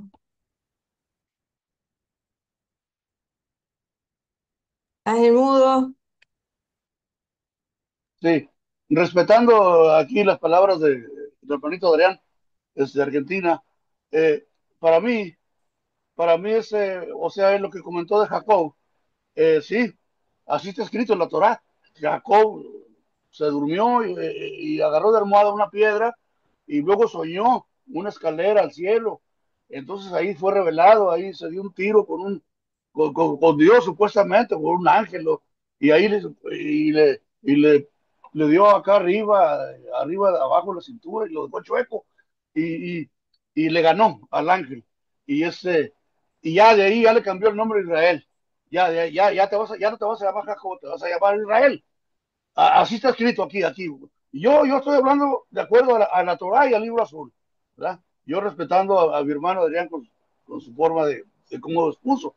Pero, pues yo ya tanto desengaño que tengo cada rato de lo que estoy aquí comparando, pues no sé si ya en el libro azul venga eso, pero yo no sé, a lo mejor hay o ustedes, otras, usted que ya conocen más, bueno, a ver, si está escrito, bueno, ya me lo harán saber. Pero mientras, yo aquí estoy comparando y Víctor, no, pues, Ya para, sí, ya, Disculpa, oye, sí, una cosita sí, nada más. sí. Nomás piensa, el ángel no es material. El ángel tiene poderes por Ajá. encima de cualquier ser humano. Es imposible que un ser humano luche con un ángel, Yo porque el sé, ángel lo anula ujú, absolutamente. claro que sí, hermanita, Además, yo él lo no sé. es material, no puede luchar con el No, ángel. no, claro que sí, yo lo entiendo, pero aquí está escrito. Sí, pero eso es un invento de los hebreos, los Ok, cuentos que ellos inventaron a en eso Babilonia.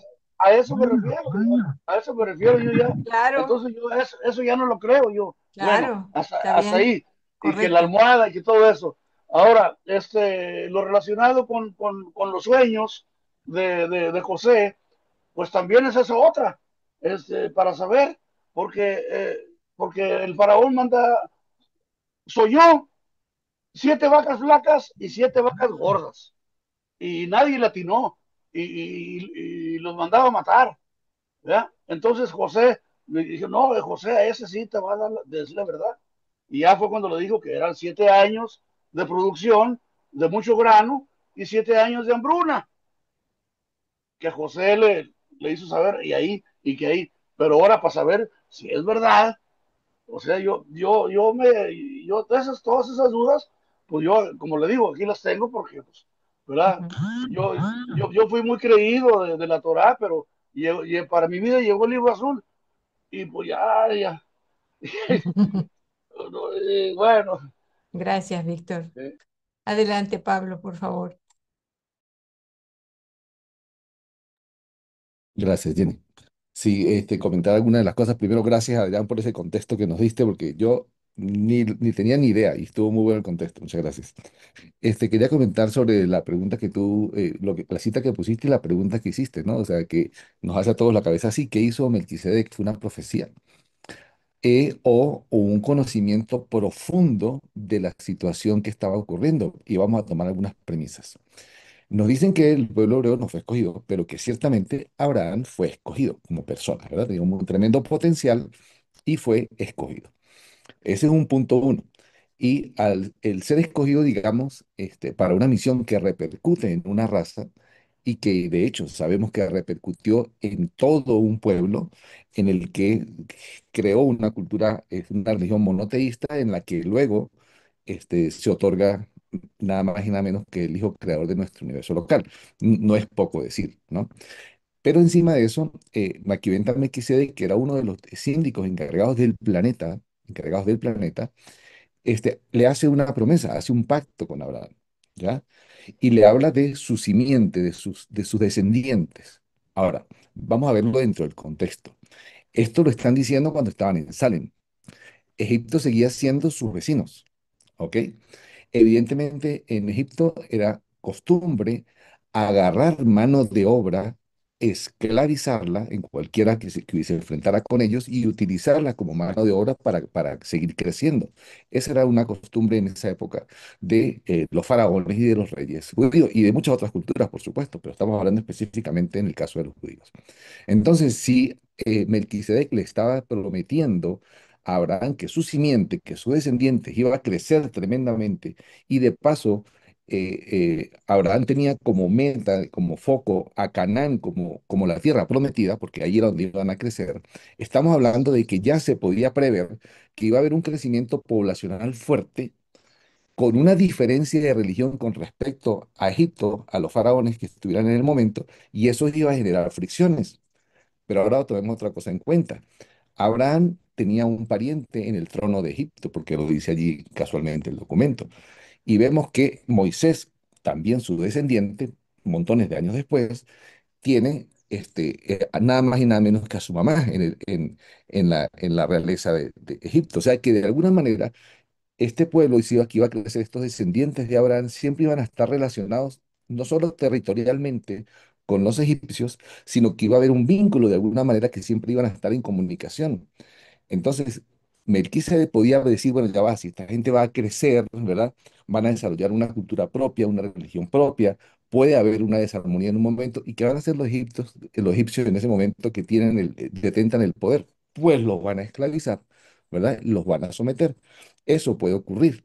Sin embargo, Melquisedec sabía que si estas personas que iban a ser los descendientes de Abraham iban a crecer y a desarrollarse en una religión monoteísta, iban a tener una fuerza tremenda basada en la fe, ¿ya? Basada en la fe de una promesa que hicieron nada más y nada menos que con un hijo divino, como en este caso de Melquisedec, y eso les iba a dar fortaleza para poder enfrentar, digamos, incluso los momentos de la esclavitud, ¿no? Ahora, todo esto, digo yo, tomémoslo en cuenta al momento de ver por qué Melquisedec podía prever una situación que se pudiera dar en ese sentido, porque es que todo el escenario parecía estar allí presente si se daba tal como de hecho se dio. Otro tema, si hay una promesa de una descendencia que va a crecer y que va a llevar la llama monoteísta, evidentemente tiene que haber algún tipo de supervisión, ¿no? En que eso se esté llevando a cabo. Por ejemplo, se me ocurre a mí pensar, ¿no? Entra en estos términos la providencia. Y saltándonos un poquito de tema, ¿tuvo Moisés revelación? Claro que sí. De hecho, los reveladores lo dicen. Es más, Jesús lo dice. Quiero poner aquí en el documento 155, sección 6, párrafo 10, dice: a pesar de todos los fracasos y errores de Israel, nuestros antepasados, desde Moisés hasta los tiempos de Amós y Oseas, revelaron cada vez más para todo el mundo una imagen cada vez más clara y más verdadera de Dios eterno, ¿no? Ese es uno de los puntos, o sea, revelaron, ¿no? Y luego dice Jesús en el 182:9, dice: el Padre del cielo trató de revelarse a Moisés, pero solo consiguió causar que se dijera: yo soy. Y cuando se le suplicó una mayor revelación de sí mismo, tan solo reveló: yo soy el que soy. ¿Sí? O sea que, evidentemente, una personalidad como Moisés, con este crecimiento interior tan versátil, evidentemente tenía un ajustador del pensamiento. Recordemos que en esa época, y por eso digo evidentemente, porque en esa época los ajustadores no se otorgaban de manera universal, pero Moisés, evidentemente por su crecimiento, sí tenía, ¿sí? Entonces podía recibir revelaciones directas del ajustador como todos nosotros podemos recibirlas de nuestro ajustador, pero eso va a depender directamente del crecimiento que nosotros tengamos en cuanto a la conquista de los círculos psíquicos, al crecimiento de nuestra alma, a nuestra propia interacción personal con Dios, ¿no? Porque es una experiencia personal. Entonces, era esa la parte que quería señalar, que aunque Maquiavelo Melquisedec tenía una visión sobrenatural, considerándolo desde nuestro punto de vista, también conocía muy bien el escenario, lo que estaba prometiendo y lo que podía pasar. Era eso. Gracias. Gracias, Pablo. Adelante, Ismael, por favor. Sí, yo comentaba una cosita. Yo creo sinceramente que una de las historias más aberrantes de la Torá es el hecho de que se cuente y se enseñe a los judíos que Dios mató a niños inocentes egipcios. Y hay muchos creyentes que justifican eso, que siempre lo justifican, que siempre intenta darle una razón y no. O sea, ¿cómo vas a decir Dios es amor y luego vas a decir que Dios mató a niños egipcios inocentes para liberar a los pueblos hebreos? Porque si tomamos en cuenta eso, entonces el Dios hebreo está siendo un hipócrita porque el faraón mandó a matar niños hebreos y los hebreos decían que no, que eso era un pecado. Pero entonces matar niños hebreos es un pecado, pero matar niños egipcios inocentes no lo es. No tiene absolutamente ningún sentido. Entonces, también hay una rama espiritual New Age que se nos está colando en los grupos del libro Urantia, que está diciendo que no, que eso no lo hizo un tal Yahvé, que eso lo hizo el mismísimo Caligastia. Y yo digo, pero ¿qué rayos están diciendo esta gente? O sea, tan desprotegidos estamos espiritualmente para que Caligastia se ponga a matar niños inocentes por ahí sin que ningún ser espiritual haga absolutamente nada. O sea, tan desprotegidos estamos espiritualmente y Caligasti puede matar niños como si eso fuera un asesino que va por ahí matando personas. O sea, es que no tiene absolutamente ningún sentido. Además, el libro Durante lo especifica 1000 veces. Yahvé fue solamente un concepto humano sobre Dios. No es ni Caligastia, ni Daligastia, ni Lucifer, ni Pepito er de las piñas, ni Pepito er de la uva, ni nada. Era un concepto humano sobre Dios. Gracias, eso es lo que quería decir. Muy bueno, gracias, Ismael. Adelante, Alfonso, por favor. Y después de Alfonso, permítame compartirles los mensajes de nuestros amigos en Facebook. Solo si me permiten, quería hablar sobre mi experiencia con la Biblia. O sea, yo tengo que 50 y tantos años, casi 50 años que dejé de creer en la Biblia. Cuando leí que decía que a Dios le deleitaba el olor de la carne quemada, dije yo, espérate, ese no es el Dios que yo concibo en mi corazón. Todo eso que contaban, que sepárame la costillita y que el higadito y que pónmelo espérate, dije yo, están hablando de un Dios tejano, porque aquí se gusta mucho la barbacoa, ¿ves? Y entonces yo dejé de creer, y dejé, y por ende dejé mi religión, o sea, lo que están enseñando ahí no va, ¿me entiendes? O sea, yo creo que se dan cuenta que dice, ándale, este ya se le prendió el foco, a lo mejor va a buscar más para adelante, ¿verdad? Y sí, o sea, desde el momento en que encontré como dice nuestro hermanito, el libro azul, me dejé de leer, que es que los caballos de Troya, que es que todos los libros que ya había leído antes, jamás los volví a tocar. Hay una frase que escuché de un jefe de donde yo trabajaba, de descendencia árabe, y me gustó mucho cómo la dijo. Dice, nunca digas que has encontrado nuevos océanos si las luces del puerto de donde partiste las sigues viendo. Dice, nunca digas que has descubierto nuevos océanos si las luces del puerto de donde te partiste están a tu espalda, o sea, que nunca te fuiste de ahí, nunca avanzaste para ningún lado. Y si no somos capaces de apreciar lo que hemos encontrado ahora en nuestras vidas, todo lo que se nos brinda con amor, con entereza, con dedicación, para que lo entendamos, ¿por qué sigamos? Como una vez me preguntaron, ¿y vas a la iglesia? Le digo, me preguntó un doctor, ¿vas a la iglesia? Le dije, no, ¿por qué? ¿Por qué no vas a la iglesia? Le digo, ¿tú has regresado a la universidad? No, pues no, le dije, pues yo tampoco. Dije, y yo, acuérdate de la frase que está en el libro de Dante que dice, la casca, de donde nace el pollito, jamás vuelve a su cáscara, ya no la necesita. La cáscara fue donde nació. Y yo digo, para mí, mi crecimiento religioso me trajo hasta aquí, pero, y agradezco, ¿verdad?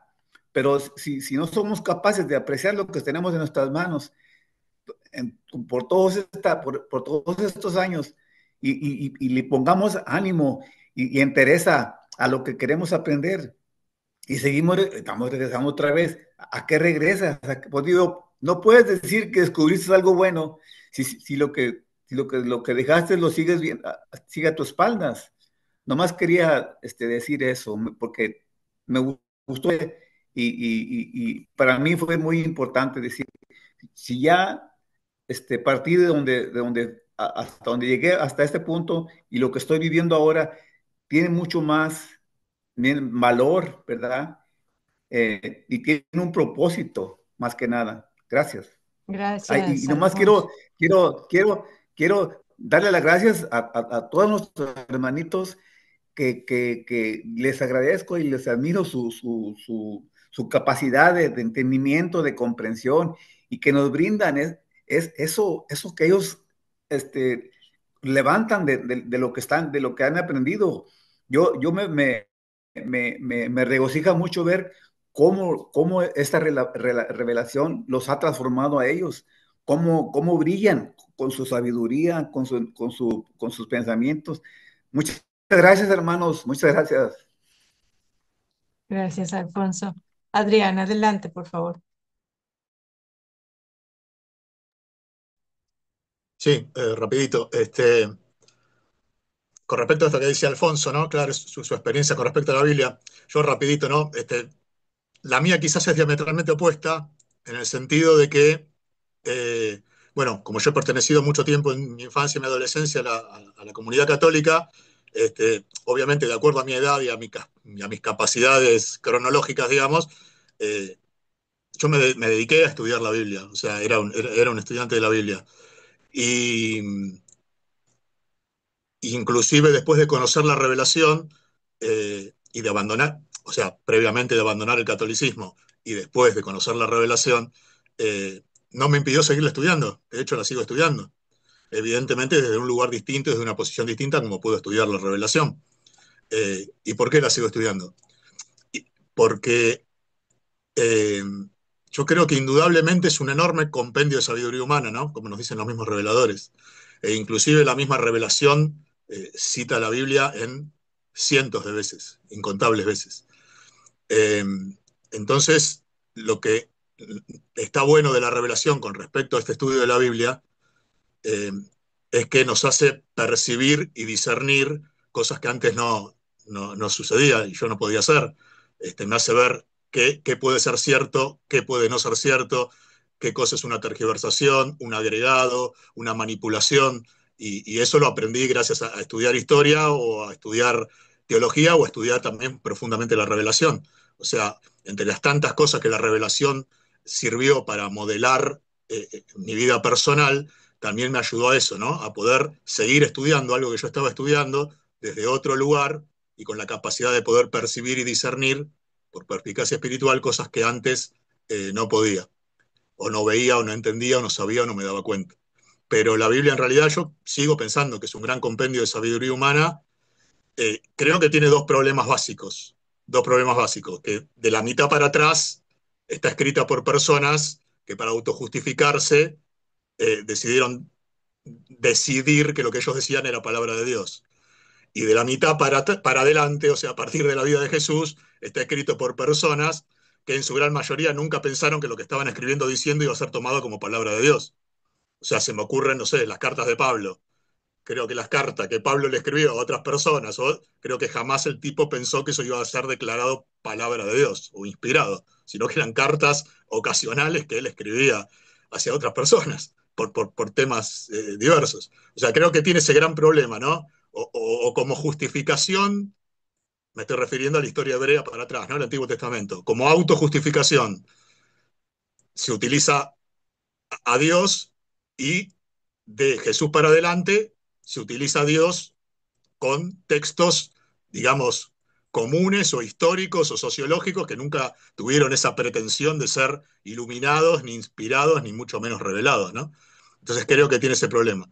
Pero bueno, como bien nos dijo el maestro, eh, eh, está bien, cada uno tiene su decisión personal, si quiere abandonar su lectura o lo que sea, pero el que quiere seguirlo leyendo como una fuente de sabiduría humana, está bueno, y está bueno que tenga en cuenta también las palabras del maestro, ¿no? Cuando nos dice que la Biblia en realidad no es ni buena ni mala. Bueno, el maestro se refería a las escrituras, ¿no? Obviamente no decía la Biblia, pero digo, las escrituras en realidad no son ni buenas ni malas y tenemos que tener en cuenta que están escritos por muchos hombres diversos, distintos, en épocas distintas, y que muchos de esos hombres eran verdaderamente santos y justos y muchos de esos hombres no lo eran en absoluto.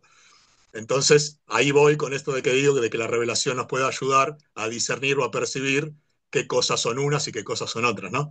Así que bueno, eso para animar a que quiera seguirlo haciendo, que lo haga, porque particularmente a mí, en mi experiencia personal, me sirvió mucho y me sigue sirviendo. Así que como experiencia está muy buena para el que la quiera hacer.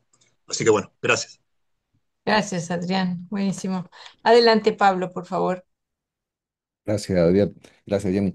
No, yo quería era compartirles un par de citas rápidamente, porque sé que estamos con el tiempo corto, pero me parece que es interesante para, sobre todo para la audiencia que después lo ve en diferido, ¿sí?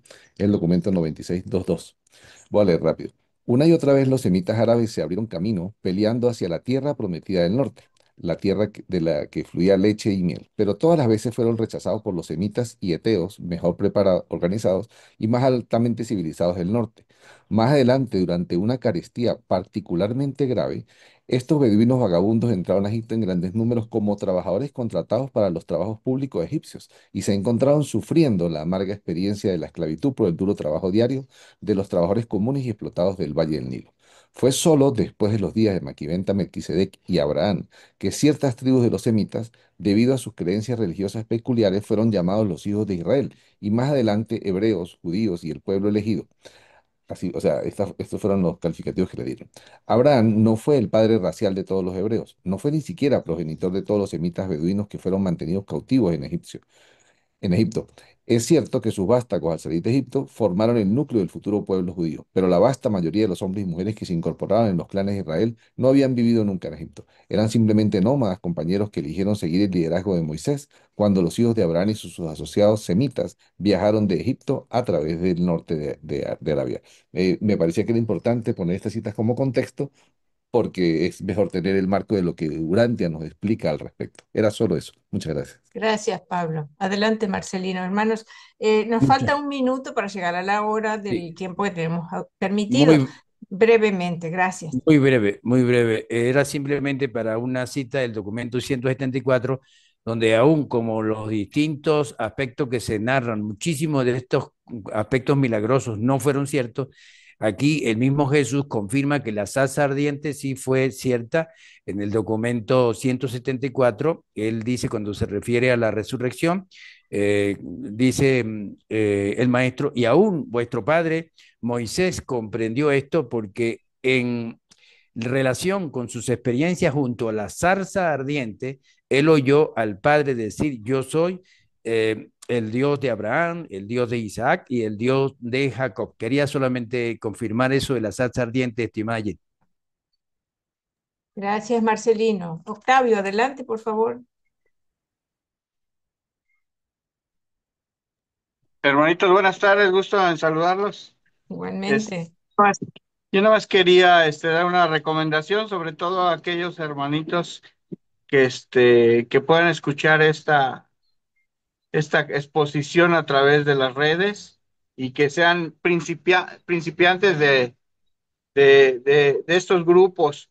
Por ejemplo, en el documento 96 nos marca el contexto de todo lo que se vio en esta clase en tres documentos, que es el documento número 3, el párrafo número 3 que habla del incomparable Moisés, el número 4 que habla de la proclamación de Yahvé, el quinto que son las enseñanzas de Moisés, y el último que es el concepto de Dios después de la muerte de Moisés. Si tuviéramos la oportunidad de repasarlo, también a nosotros nos pudiera ubicar nuevamente, porque pareciera que durante toda la conversación de hoy se dieron varios puntos del Torá, de la Biblia y del libro Durante, entonces yo me perdí un poco, pero podríamos reubicarnos con el contexto que te marca la revelación para en un momento dado formar nuestro criterio y pudiera ayudarnos a que quede mejor comprendido el tema.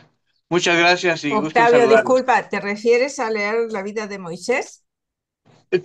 Cualquiera de los cuatro los pueden leer de manera personal y de ahí Por supuesto. de alguna manera complementar la información y ya tener uno una interpretación, porque como se habló un poco del Torá, se habló de la Biblia y se habló del libro Durantia, entonces sería bueno de alguna forma tener claro cuál es el concepto de Urantia o Sí, el en contexto de la, Urantia en cuanto a esos temas. Sí. correcto. En la próxima reunión vamos a leer el documento 96, Yahvé, el Dios de los Hebreos. O sea, vamos a empezar a leer Ah, y ok. vamos a ver ahí directamente cuál fue la evolución del concepto de Dios, de Yahvé, entre los hebreos, y otros temas. Ahí después está más adelante en el mismo documento la vida de Moisés, seguramente en algún momento lo podemos leer también, y Sí, porque seguro, ayudaría mucho, hermanita, y bueno, al sí, menos a mí pienso que me podría servir para por poder ubicar supuesto, bien este tema,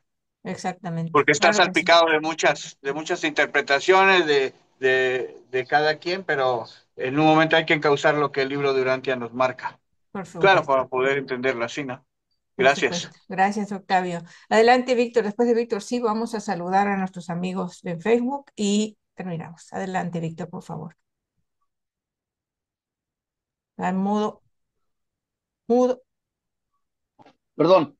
El libro azul nos enseña que no lo dogmaticemos, ¿verdad? Entonces, a mí me queda claro, no dogmatizarlo, no decir, esta es la única verdad, porque ellos nos dicen que no, es imposible poner en un libro toda la verdad de los universos. Bueno, entonces, relacionado con la Biblia, pues yo he escuchado a varios hermanitos orantianos que inclusive dicen, no, bueno, pero ¿para qué mencionan la Biblia? ¿Para qué si está ya el libro acá, de Urantia? Pues entonces eso ya se quedó atrás. Entonces, con lo que comentaba el hermano Adrián, para él y para mí, lo que el maestro les enseñó a los apóstoles, que él utilizó la Torá. Ahora, voy a aclarar, Torá, Tanaj y Antiguo Testamento es lo mismo. Entonces, él les enseñó que cuando utilizó en las sinagogas hablar, pero los profetas, y les enseñaba porque decían que si era palabra de Dios, no, es palabra de hombres, porque y ya les explicaba. Entonces, varios hermanos urantianos, yo nomás escucho que no tiene caso estar mencionando la Biblia. Bueno, para mí sí tiene caso, porque yo vuelvo a repetir, y ahorita lo dije 2 o 3 veces, para mí es mi escuela, el libro azul y la Torá, o sea, la Biblia y todo, estar haciendo comparaciones y sin juzgar tampoco, sin juzgar, pero bueno, si aquí dice una cosa, acá dice otra cosa, pues para mí ya está más claro el libro azul, bueno, yo sigo por ahí. Entonces yo sigo consultando la Torá, que es lo mismo, o vuelvo a repetir, Tanakh, Torá y Antiguo Testamento, es lo mismo. Muy bien. Gracias, Víctor. Bueno, hermanos, permítanme compartirles los mensajes de nuestros amigos y amigas que nos están acompañando en Facebook. Tenemos a nuestra amiga Rosalía Cartagena Sánchez, que siempre nos acompaña y dice buenas tardes a todos. Irmita, que nos avisó que estaba tratando de entrar, pero se activaron las actualizaciones. Y dice Rosalía, yo he escuchado que si la herencia genética fuera la transmisora de las capacidades intelectuales, Albert Einstein hubiera transmitido su brillantez mental a sus descendientes y lo hubiera adquirido de sus parientes ascendentes. Más bien, la brillantez intelectual y moral es asunto de la herencia cultural o de una etnia, ya que si una semilla se siembra en una buena tierra que tiene buenos fertilizantes, dará buenos frutos. Y dijo nuestro amigo Francisco Martínez Sendra, buenas tardes, queridos hermanos. Hola, Francisco. Bienvenido. Bienvenido y tarde. Según los católicos, es la zarza ardiente, dijo Rosalía, quien le habló a Abraham para pedirle una prueba de su fe que consistía en el sacrificio de su hijo. Aunque claro, Dios no pide sacrificios. Creo que la descendencia de Abraham consiste en los que se adhieren a la herencia de la verdad revelada, mas no necesariamente de sus descendientes consanguíneos. La idea del pueblo elegido, de la sangre real, del linaje sagrado, son ideas que promueven el elitismo o clasismo, son ideas que segregan por su egoísmo. Esas ideas caníbales no solo se pretende absorber los nutrientes del cuerpo, sino también las cualidades de la persona. Y dice nuevamente Rosalía, gracias a todos. Bueno, gracias a todos, queridos amigos que nos acompañaron en Facebook. Gracias por Rosalía, gracias Francisco por compartirnos sus saludos y sus reflexiones. El próximo domingo, queridos amigos, vamos a seguir estudiando las derivaciones en el concepto de Dios, le llamaban Yahvé, qué significa el concepto de Yahvé y qué se derivó de esta alianza de Abraham con Melquisedec. Hoy estudiamos el asunto de Abraham y todos los temas relacionados. Así que el próximo domingo continuamos este estudio, si ustedes quieren. Correcto. Gracias a todos por su presencia, gracias por su participación. Que el Padre les bendiga y que tengan muy buena semana. Igualmente, hermanito, un abrazo para cada Gracias a uno. Allá todos. vaya. Cuídense mucho. Saludos, feliz semana. Gracias. Buena semana. Gracias. Nos Bendiciones. vemos. Una, Un abrazo con calor tropical. Bueno, está bien, tú que estás en Eh, verano. vaya. Abrazos a nuestros amigos en Facebook. Gran Nos abrazo. vemos. Sí, saludos. Gracias, saludos. Alfonso, un abrazo, hermano. Igualmente, Víctor. Oh, bye. Nuestros grandes Gracias. mexicanos. Sí, señor. Órale. Gran Ya. pueblo, el pueblo mexicano. Bueno, les digo, estamos a punto de llegar a 40.000 miembros en el grupo de Verdades Reveladas en Facebook. Entonces, el grupo más numeroso de participantes, ¿de dónde creen ustedes que es? De De México. México. Claro. Son los más numerosos y los más activos. Bueno, pero todos los demás también. Los amamos No, muchísimo todos, no. Qué y bueno. Todos somos un solo pueblo. somos Oh, El, sí. el- una el sola grupo hermana. sí se de puede, México, sí se pero puede. repartidos en todo el mundo.